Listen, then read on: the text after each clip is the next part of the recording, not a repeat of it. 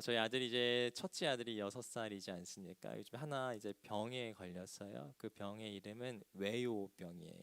자꾸 왜요? 아빠 왜요? 엄마 왜요?라고 질문을 합니다. 누구를 닮아서 그렇게 질문이 많은지 참 질문이 많은 친구예요. 근데 오늘 차 타고 가면서 이제 저에게 뭐라고 얘기하냐면 아빠 이뻐도 천국 못 가요? 그러는 거예요. 그래서 어디서 뭐 주워 들은 게 있나? 그래서 왜 이뻐도 천국 못 가냐고 물어보니까 아빠 밖에 있는 나무와 들판과 꽃이 너무나도 아름다운데 저것들은 천국에서 볼 수 없는 겁니까? 라고 얘기하는 거예요. 그래서 제가 뭐라고 얘기해야 될지 몰라가지고 좀 T의 성향으로 얘기했어요. 아들아, 밖에 있는 들판의 나무들과 꽃과 뭐 기타 등등은 천국 못 가. 그리고 또 물어보는 거죠. 아빠 왜 아름다운데 천국 못 가요? 그래서 제가 뭐라고 얘기해야 될까 싶다가 한 번 더 T의 성향으로 얘기했어요. 그것들에게는 영이 없기 때문에 천국에 갈 수 없어라고 얘기했어요. 그러니까 유겸이가 물어보는 거예요. 아빠 영이 뭐예요? 자꾸 질문이 반복되니까 좀 답답하더라고요. 그래서 제가 영은 스피릿이야. 스피릿. 나중에 알게 될 거야. 학교 가서 배울 거야. 스피릿이야. 영이 없으면 천국 못 가라고 얘기했어요. 근데 그 질문의 대화들을 막 나누면서 얘가 참 질문이 많다. 근데 요즘에 유겸이가 하는 행동들과 대화들이 다 질문이에요. 아빠 왜요? 왜요? 뭐 정말 말도 안 되는, 어찌 보면 어른들이 봤을 때 말도 안 되는 질문들을 계속하는 게 저희 아들입니다. 근데 자꾸 저한테 질문을 하다 보니까 저도 요즘에 외유병이 좀 생긴 것 같아요. 질문이 제 안에 정말 가득 차고 있는 것을, 가뜩이나 질문 많아서 피곤한 인생인데 아들이 자꾸 저에게 질문하다 보니까 저도 사소한 것 하나하나 질문하게 되어지는 것 같아요. 이번에 저도 외유병에 빠져가지고 굉장히 고민하고 힘들어했던 그 시간들이 있었는데 그것이 무엇이었냐면 설교를 준비하는데 갑자기 내가 설교 준비를 왜 해야 되는지 모르겠는 거예요. 그리고 설교를 준비를 내가 왜 해야 되지? 목사라서 그렇지 설교는 해야지. 근데 설교는 왜 하는 거지? 그런 질문이 제 안에 들어와서 한 2주 정도 그런 질문이 드는 거예요. 정말 어이없는 질문 아니겠습니까? 그동안 제가 해왔던 설교만 해도 2,000편 이상이 되고 13년 이상, 물론 목사님들이 더 많으시긴 하겠지만 그 짧은 연수 가운데도 나름 설교 사역을 열심히 했던 사람인데 갑자기 이번 주에 뜬금없이 내가 설교를 왜 하지? 이 예배 가운데 왜 설교라는 부분이 중요하게 작동하는 거지? 라는 질문이 제 안에 들어왔어요. 그래서 예전에 읽었던 서재 가운데 그 마틴 로이드 존스 설교와 설교자라는 책도 막 찾아보기도 하고 설교에 대한 책들을 막 찾아보면서 다시금 설교에 대해서 좀 정리하는 시간을 스스로 가졌던 것 같아요. 그러다가 제 마음 가운데에 이래서 설교가 우리에게 필요했고 또 설교가 선포되어지는 것이 참 중요했지라고 생각했던 어떠한 문구가 있었냐면 설교라는 것은 하나님의 말씀에 우리가 다시금 설득되어지는 과정이다라는 것이에요. 우리의 생각과 우리의 뜻과 우리의 자아로 살아가던 우리의 삶의 자리 가운데에 다시 한번 하나님의 말씀이 해석되어지고 하나님의 말씀을 다시 한번 기준 삶음으로 인하여서 우리의 삶이 조정되어지는 것이 설교의 자리 가운데 꼭 필요한 요소라는 것을 발견하게 되어졌습니다. 오늘 이 설교의 자리를 우리가 함께 나누고 또 듣게 되어지는 이 시간 가운데에 우리의 삶이 주님의 말씀 가운데 조율되어지기를 진심으로 축복합니다. 우리의 뜻과 우리의 생각대로 살아가고 있었던 우리들의 삶이 다시 한번 십자가의 그늘 아래로 나아가서 그 십자가를 기준 삼아 다시금 그것에 우리의 삶이 못 박히고 다시 예수 그리스도로 살아날 수 있는 은혜가 있기를 진심으로 축복합니다. 아멘. 저는 신앙생활 하면서 부러워했던 부류의 사람들이 있었어요. 어떤 사람들이 제가 좀 부러워했냐면 예수님을 믿은 그 순간부터 이전과 이후가 극명하게 달라지는 사람을 좀 부러워했어요. 이제 저는 모태 신앙이니까 그냥 늘 교회 안에서 자라서 이전과 이후의 삶이 크게 다르지 않다라는 생각을 좀 하면서 살았기 때문에 그런 사람들이 부러웠던 것 같아요. 그리고 제 주변에는 정말 다이나믹하게 극적으로 이전과 이후가 변화되어진 사람들이 있었기 때문에 그런 사람들이 부러웠어요. 예컨대 어떤 분까지 계셨냐면 한 절의 주지스님이셨는데 창조에 대해서 고민하시다가 성경을 읽고 이제 목회자로 회심했던 그런 일까지 제 주변에 있었었고, 새롭게 하셔서 그런 데는 많이 나오는 것 같긴 한데, 이제 옛날에 생활하시던 분들이 막 조폭 생활 하시던 분이 갑자기 구사일생으로 살아나가지고 예수님을 만나고 전도자의 삶을 살아가는 그런 모습들. 그러니까 예수님을 만나고 이전과 이후가 극명하게 달라지는 사람들이 제 주변에 있다 보니까 저는 그런 사람들이 참 부럽더라고요. 근데 그 부러운 마음이 성경을 읽으면서도 제 마음 가운데 작동하게 되어집니다. 예수님의 제자들의 모습을 보면 그들의 삶이 이전과 이후가 극명하게 달라져요. 우리가 오늘 함께 살펴볼 베드로의 그 모습도, 그 회심의 사건도 이전과 이후의 삶이 극명하게 달라지는 것을 바라보게 되어집니다. 저는 오늘 본문의 말씀을 묵상하고 읽으면서도 또 다시금 제 마음 가운데 부러운 마음이 올라왔어요. 예수님의 제자들처럼 나도 주님을 따름으로 인해서, 예수님을 온전히 인격적으로 만남으로 인해서 내 삶이 완전히 극적으로 변화되었으면 좋겠다라는 생각과 그런 마음의 묵상이 제 마음 가운데 떠오르게 되었습니다. 근데 오늘 말씀을 묵상하다 보니까 특히 베드로의 인생 가운데에, 저는 베드로는 참 극적으로 그의 삶이 변화되어졌다라고 생각했는데, 성경을 보다 보니 그의 삶은 극적인 변화보다 점진적으로 변화되어진 것이 더 가깝겠다라는 생각을 해보게 되어집니다. 오늘 그 이야기를 한번 좀 나눠봤으면 좋겠습니다. 누가복음 5장의 이야기는 우리가 읽으시면서도 다 아시고 또 이해되셨을 것 같아요. 왜냐하면 유년기 시절부터 우리가 베드로의 회심 사건, 그리고 예수님의 말씀을 따라서 깊은 곳에 그물을 던지니까 많은 물고기가 잡혔던 사건들, 그 이야기를 우리가 잘 알고 있습니다. 그리고 작년에 우리가 깊어지면 넓어집니다라는 표어를 가지고 또 목사님께서 이 본문을 가지고 설교도 여러 차례 하셨던 것을 제가 또 기억하기도 합니다. 그렇기 때문에 누가복음 5장 또 다른 타 복음서에 나오는 베드로의 회심 사건은 우리에게 굉장히 친숙한 사건이죠. 근데 제가 오늘 이 말씀을 묵상하다가 한 문장이 제 머리 가운데 스치는 것을 발견해 보게 되어집니다. 그것은 어떠한 것이냐면, 오늘 본문의 말씀을 묵상하면서 베드로가 어떻게 주님을 믿고 어떻게 회심하였고 어떻게 순종하였는지에 대해서 초점을 맞춰서 묵상했는데, 오늘 본문을 묵상하면서는 예수님이 어떠한 분인지에 대해서 좀 묵상하게 되었던 것 같습니다. 그러면서 제 머리에 이 한 문장이 좀 박혀졌는데요. 우리 주님은 자신을 제자로 부르는 그 자를 끊임없이 설득하시고 설득하기 위해서 찾아가시는 분이시다라는 그 하나의 정리된 문장이 제 머리 가운데에 남게 되어졌습니다. 우리는 그 예수님과 베드로의 이야기를 통하여서 베드로가 회심한 그 사건을 통해 베드로의 순종과 믿음을 많이 강조하면서 생각하고 묵상하게 되어지죠. 근데 본문을 묵상하다 보면서 제 마음 가운데 생겼던 생각은 어떠한 것이냐면, 오늘 본문 가운데서는 베드로의 열심보다 예수님의 열심이 더 강하게 나타난다라는 것입니다. 본문을 살펴보면 예수님께서 많은 사람들과 그 무리들과 함께 이야기를 나누고 계셔요. 근데 그 가운데에 아마 그 바람을 이용하시고 싶으셔서 그 배 위에 올라가신 거라고 생각되어지는데, 많은 배들 가운데 굳이 베드로에게 찾아가셔서 배를 띄워달라고 말씀하십니다. 그리고 아마도 억지로라도 베드로는 예수님의 이야기를 계속해서 들을 수밖에 없었을 거예요. 그렇게 예수님이 베드로를 향해 찾아가신 것이죠. 그리고 그렇게 이야기가 끝난 다음에 일정이 마무리되어질 수도 있었겠지만, 예수님은 베드로를 향해서 그의 상황을 아시고 깊은 곳에 그물을 던지라라고 말씀하십니다. 이 간단한 이야기를 통해서도 우리가 알 수 있는 것은 어떠한 것이냐면, 계속해서 베드로가 주님 저에게 말씀을 해주십시오, 저희가 어떻게 해야 되는지 알려주십시오 라는 이야기는 등장하지 않아요. 예수님이 베드로를 찾아가셨고 말씀하셨고 그에게 명령하신 것을 우리는 끊임없이 발견해 볼 수 있다라는 것입니다. 결국 누가복음 5장에서 나타난 이야기는 베드로의 열심보다 예수님의 열심이 더 강조되어지는 것을 보게 되어집니다. 그리고 그 열심을 가지고 예수님께서는 베드로를 설득하고 계신다라는 것을 오늘 말씀을 통해서 묵상해 보게 되어진다라는 것이에요.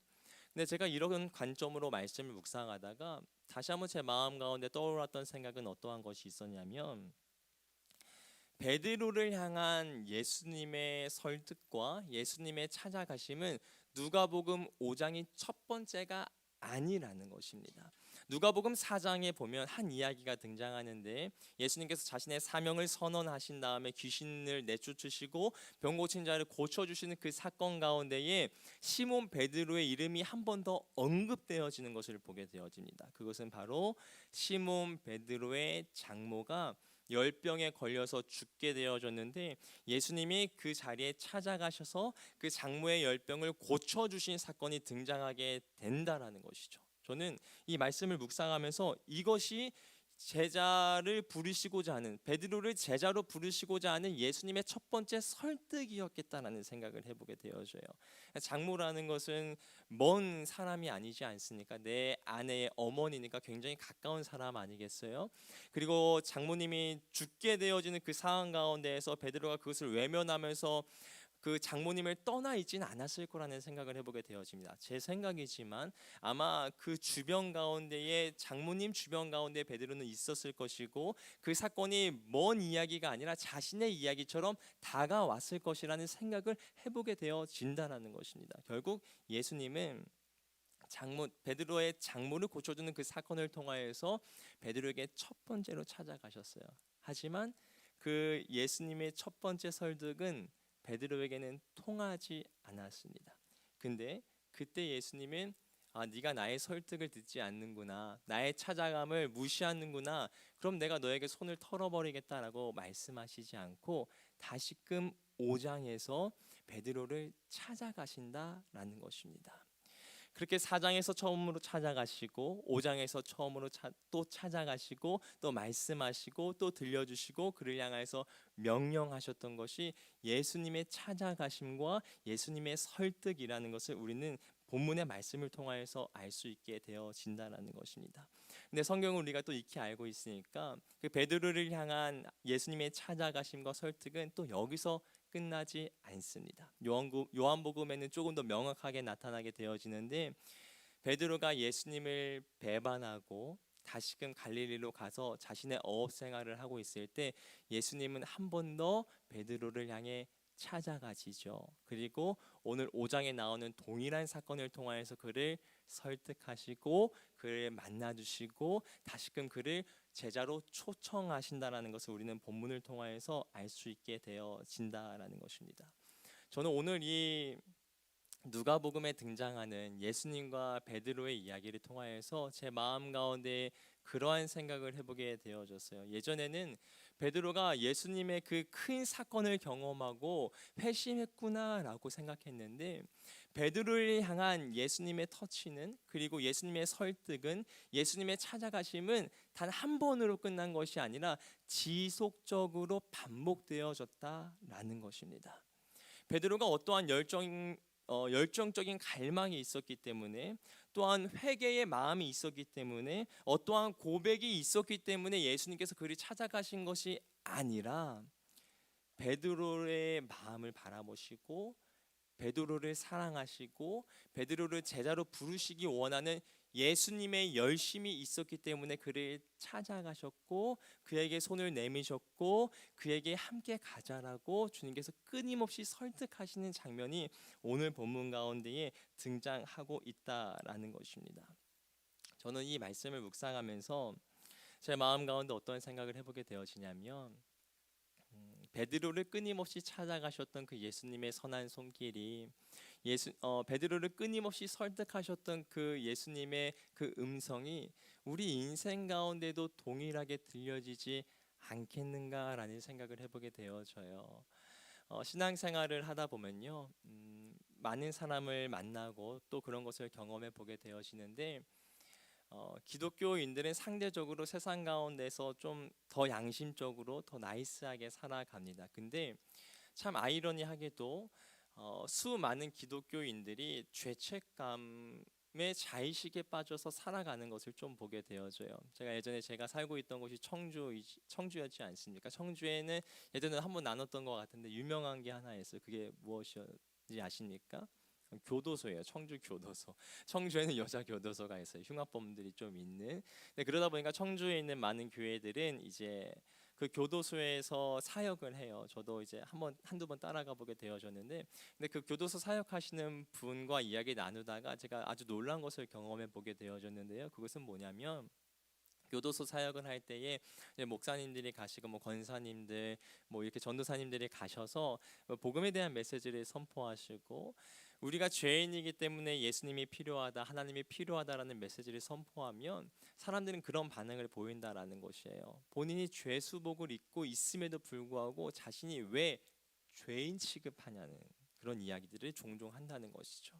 근데 기독교인은 상대적으로 달라요.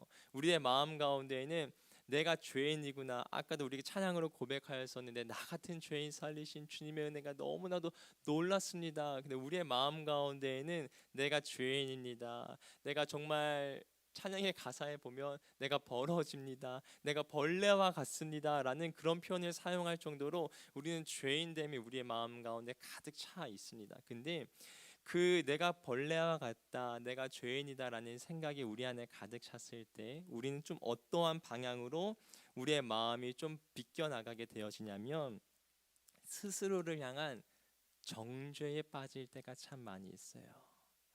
내가 하나님을 믿는데, 내가 하나님을 따라가는데, 내가 그리스도인으로 살아가는데 내가 이렇게 죄를 지어도 되나? 주님이 용서하여 주셨지만, 내가 교회에서 열심을 내지만 내 삶의 자리 가운데에서, 내 가정의 자리 가운데에서는 이렇게 무너져 있는데 내가 이럼에도 불구하고 그리스도인으로 불려지는 게 맞는가라는 그런 죄책감과 정죄감이 제가 경험했을 때는 참 많은 그리스도인들의 마음 가운데에 있다라는 생각을 해보게 되었습니다. 근데 참 안타깝게도 그러한 마음은 저의 마음 가운데도 되게 굉장히 가득한 것 같아요. 제가 앞서 말씀드렸다시피 저는 이전과 이유가 달라진 사람을 참 부러워합니다. 그 이유가 뭘까요? 저의 삶을 반추해 봤을 때 저의 인생 가운데는 이전과 이유가 너무 다르지 않다는 스스로의 자의식 때문에 그렇습니다. 저는 가끔 영혼의 밤이 주기적으로 찾아오는 것 같아요. 늘 남만 있었으면 좋겠는데 가끔 힘든 주기들이 제 마음 가운데 찾아와요. 최근에도 그러한 마음이 울컥울컥 올라올 때가 있더라고요. 그것은 앞서 이야기 나눴던 그것이었어요. 내가 목사인데, 주님의 일을 감당하는 자인데 왜 내 삶의 자리 가운데 이렇게 많은 무너짐이 존재하는가?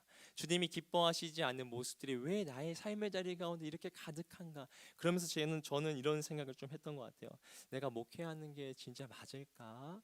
내가 오히려 하나님의 이름을 먹칠하는 사람이 될까 두렵다. 그런 생각을 참 많이 하면서 살아가게 되어집니다. 근데 비단 그것이 저의 모습뿐만이 아니라 우리의 모습 가운데도 공공연히 나타나는 모습이 아니겠는가라는 생각을 해보게 되어져요. 근데 그러한 생각 가운데 살다가, 또한 그러한 생각 가운데 삶의 자리가 사무쳐 있다가 오늘 말씀을 다시금 묵상하게 되었어요. 그러면서 주님께서 저에게 이렇게 말씀하시는 것 같은 생각이 들었어요. 베드로의 상황이 어떠하든지, 베드로의 상태가 어떠하든지, 또 때로는 베드로가 주님을 배반했든지 예수님은 그를 찾아갔지. 승준아, 너의 상태가 지금 어떠하든지, 너의 마음이 지금 어떻게 무너져 있든지, 너의 환경이 어떠하든지 나도 계속 너를 찾아갈 거야. 계속 너를 설득할 거야. 그 죄악의 늪에 빠져 있다고 허덕여서 스스로를 자책하고 있는 승준아, 그렇게 생각하지 말고 계속 찾아오는 나의 얼굴을 바라봐 줄 수 있겠니? 라는 그 메시지가 저의 마음 가운데 찾아왔습니다. 우리 성도님들 어떠한 삶을 살고 계세요? 우리가 예수님을 믿고 하나님을 믿으면 날마다 좋으면 참 좋을 텐데, 날마다 기쁜 날이고 날마다 우리의 삶의 자리 가운데 화평이 있고 우리 가운데 소망이 있으면 참 감사할 텐데, 우리 가운데 그렇게 살아가지 못할 때가 어찌 보면 더 많은 것 같습니다. 근데 그러다 보면 우리의 삶이 많이 지치더라고요. 저는 많이 지치더라고요. 내가 믿는 자로서 왜 이렇게 살아갈까?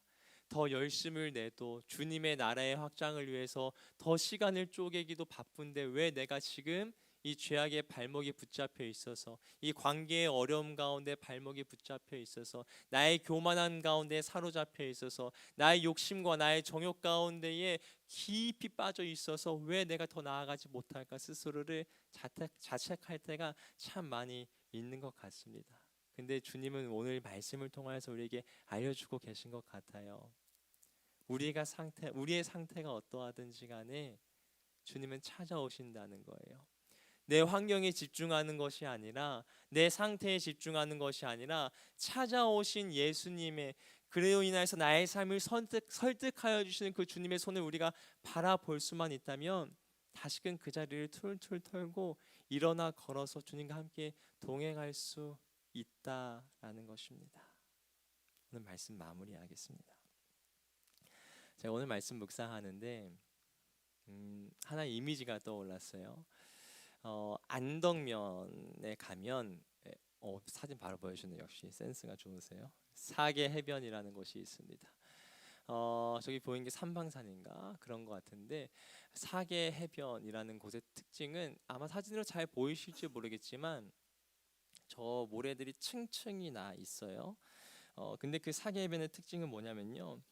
바람에 의해서 파도에 의해서 모래가 쌓이고 쌓여서 퇴적층이 아름답게 펼쳐진 곳이 바로 사계 해변이라는 곳입니다. 나중에 한번 가보시면 좋을 것 같아요. 사람들이 가서 사진 많이 찍는 장소이긴 하더라고요.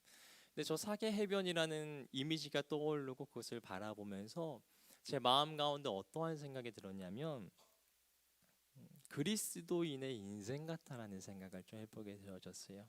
그것은 어떠한 것이냐면 우리는 신앙의 열심을 가지고 모래성을 쌓아가면서 살아갑니다. 이번에는 넘어졌네. 다시금 내가 모래성을 다시금 쌓아야지. 나의 성을 다시금 쌓아야지. 근데 또 오늘의 은혜를 잊어버리고 내일의 죄악 가운데 또 넘어지는 것이 우리의 인생이에요. 그러면서 모래성이 또 다시 한번 휩쓸려 가는 거죠. 그러다가 또 자책하고 또 스스로를 원망하고 스스로를 정죄하는 거예요. 내가 또 넘어졌구나. 그러다가 또 어느 순간 시간이 지나서 주님의 은혜를 받고 다시금 그 모래성을 쌓는 거예요. 근데 또 죄악에 넘어지고 그 모래성을 휩쓸려 가게 되어집니다. 근데 예전에는 저는 그렇게 생각했던 것 같아요. 죄악 가운데에 휩쓸려 가서 파도에 휩쓸려 가서 바람에 휩쓸려 가서 내가 열심을 내고 쌓아갔던 모래성이 다 없어지고 사라졌다라고 생각되어졌는데 저 사계 해변을 바라보면서 그런 생각이 문득 들더라고요. 내가 모래성을 쌓으려고 분투했던 흔적들은 다 날아간 것 같지만 그래도 한층을 이루고 있고 죄악 가운데 넘어졌지만 다시금 그 모래성을 쌓기 위한 노력을 했을 때 다시금 그 단은 또 올라가 있고 그 시간들이 반복되어지다 보면 어느 순간 사계 해변에서 그 모습을 바라보셨던 것처럼 층층이 우리의 삶의 자리 가운데 아주 점진적인 성장 그리고 아름다운 해변의 모습이 펼쳐질 수 있다라는 것입니다. 저의 마음 가운데 이것이 큰 위로가 되었어요. 참 많이 넘어지지만 그 넘어짐보다 한 번의 일어섬이 더 존재할 수만 있다면 우리의 인생은 아름다운 인생이 될 수 있겠다라는 생각을 해보게 되어집니다. 그리고 우리의 넘어짐보다 주님은 한 번 더 찾아오시는 분이시라는 확신도 오늘 베드로의 이야기를 통하여서 묵상해 보게 되어집니다. 오늘 설교 제목이 작심 1일입니다. 작심 3일도 아니에요. 원래는 작심 1분 할까 하다가 1분은 조금 너무한 것 같고 그래도 하루는 살아봐야 되지 않겠나. 작심하고 하루를 은혜 가운데에 살아보는 겁니다. 내일 넘어지지 않기 위해서 분투하지만 또 넘어질 수 있어요. 하지만 작심 1일 오늘 하루는 은혜 가운데 살아보겠다. 내일 일은 난 모르지만 근데 내일 또 넘어지고 또 작심 1일 또 넘어지고 작심 1일 하면서 살아가다 보면 어느 순간 한층 쌓여진 우리들의 삶의 은혜의 흔적들이 우리의 삶을 더 풍요롭게 더 아름답게 더 주님의 은혜의 풍성함 가운데에 누리게 하여 주실 줄을 믿습니다. 오늘 어떠한 삶을 살고 이 자리 가운데 오셨는지 모르겠어요. 하지만 그 모든 환경과 모든 상황 다 떠나서 지금 이 순간 이 시간만큼은 우리 하나님을 우리의 주인으로 고백하고 그 어떤 것보다 주님이 소중하다라고 선포하고 주님만을 붙들며 살아가겠다라는 믿음의 고백이 우리 가운데 울려 퍼지기를 진심으로 소망합니다. 우리 함께 찬양하면서 우리 주님 앞에 기도하며 나아갔으면 좋겠습니다.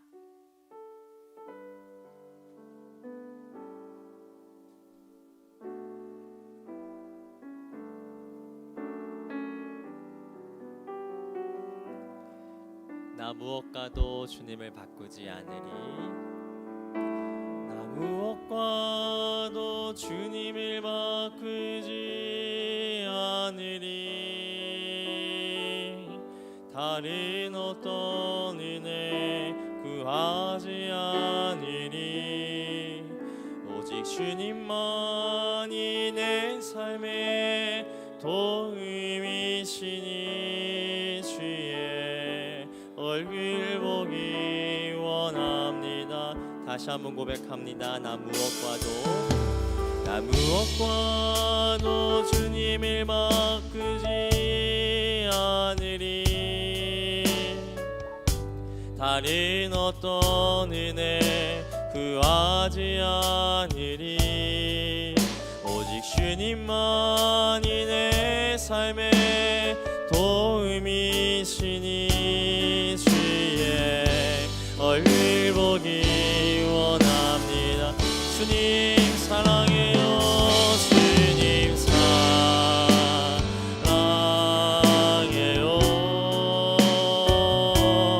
온 마음과 정성 다해 하나님의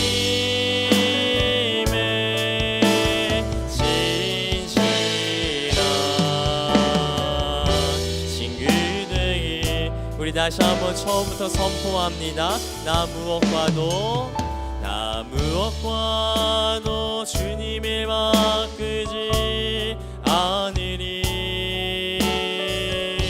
다른 어떤 은혜 구하지 않으리.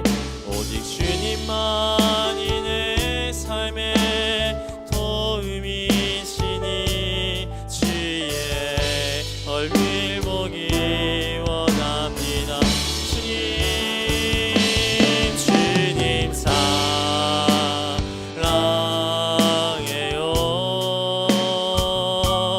온 마음과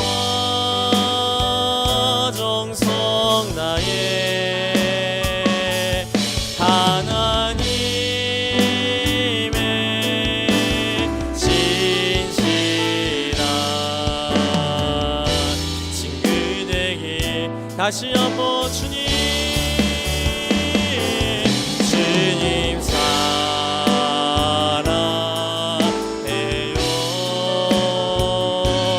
온 마음과 정성 다해 하나님의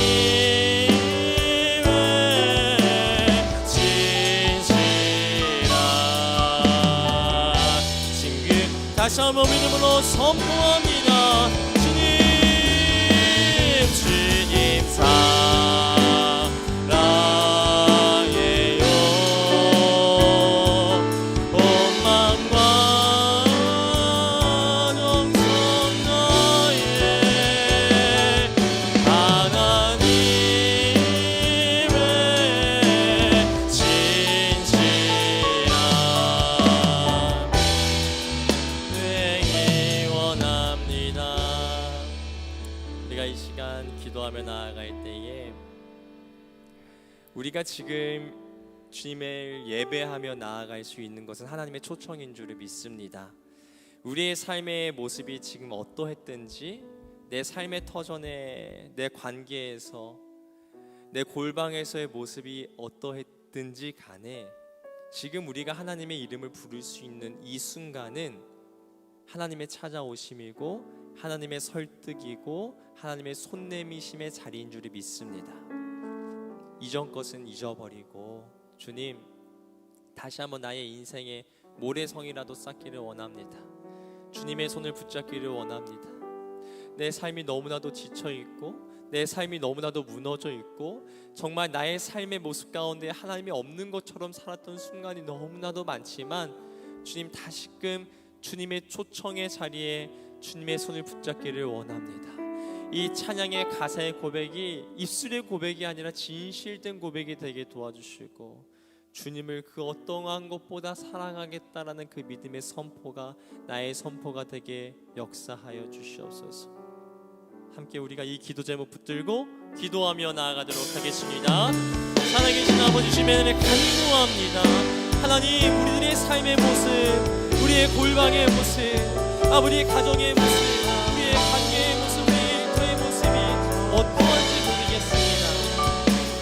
정말 주님이 없는 것처럼 살아실 수 있고 주님을 외면하면서 살아가실 수도 있고 때로는 영혼의 깊은 감으로 인하여서 낙심하고 좌절하고 또 때로는 하나님을 원망하면서 살아갔던 모습이 우리들의 인생의 모습이었을 수 있습니다. 그러나 주님 베드로를 향하여서 주님 끝까지 찬양하셨죠. 끝까지 그 베드로에게 손을 내미셨죠. 그를 향하여서 다시금 나와 사귐의 자리를 누리며 나아가자고 말씀하셨죠. 아버지 주님 그 음성이 다시금 우리 인생 가운데도 들려주기를 간절히 소망합니다. 우리가 오늘 이 자리 가운데 오기 전까지 무너졌을지라도 우리가 지금 주님의 이름을 부르며 나아갈 수 있는 것, 주님을 예배할 수 있는 것, 주님을 찬양하고 하나님께 기도하고 간구하며 나아갈 수 있는 이 모든 것이 하나님의 초청이기에 하나님의 선한 손길에 내미심이기에 우리가 그 선한 손길을 붙잡으며 나아가기를 진심으로 소망합니다. 하나님 우리의 열심으로 거듭나는 것이 아닙니다. 주님께서 그분의 열심으로 우리를 찾아와 주시고 우리에게 말씀하여 주시고 우리에게 손 내밀어 주시기 때문에 우리가 일어나 걸으며 나아갈 수 있는 것입니다. 우리가 99번 넘어져도 100번째 다시금 주님의 손을 붙잡을 수만 있다면 우리의 삶은 제자의 삶입니다. 아버지 우리가 그러한 삶을 살아가기를 간절히 소망합니다. 이전에 넘어졌다고 이전에 낙심하였다고 주님을 외면하는 삶을 살았다고 하나님이 없는 것처럼 삶을 살았다고 그것이 우리의 삶을 지배하지 않습니다.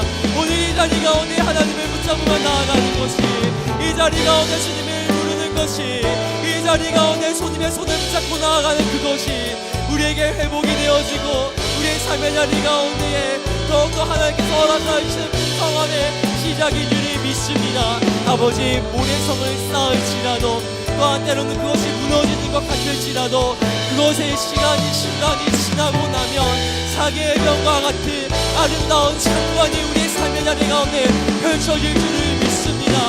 오늘도 작심일로 우리가 사계의 병과 같은 모래성을 쌓습니다.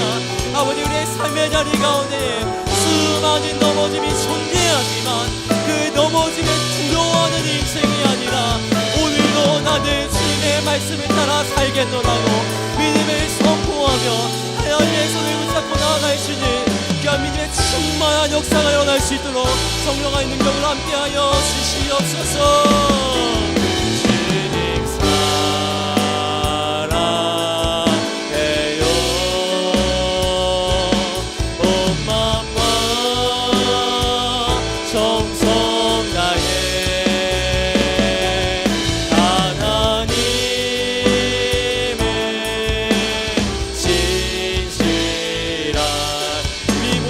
선포하며 주님의 이름을 찬양하며 나아갑니다.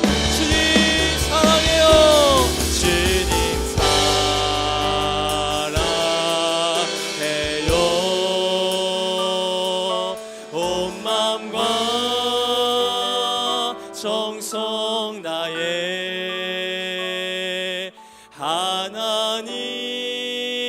하나님의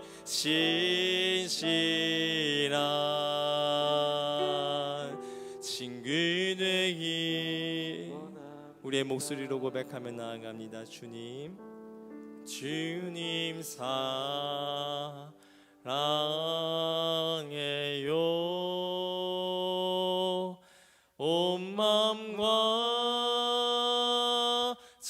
영성 나의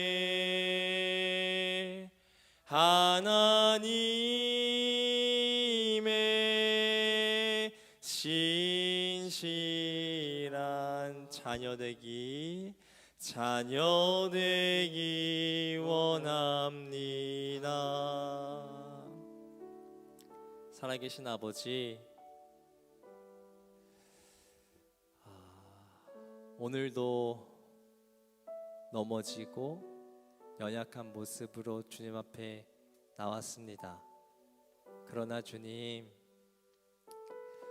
우리의 인생 가운데 넘어짐의 횟수보다 주님의 설득과 주님의 손내밈의 횟수가 더 많게 하여 주시니 감사합니다.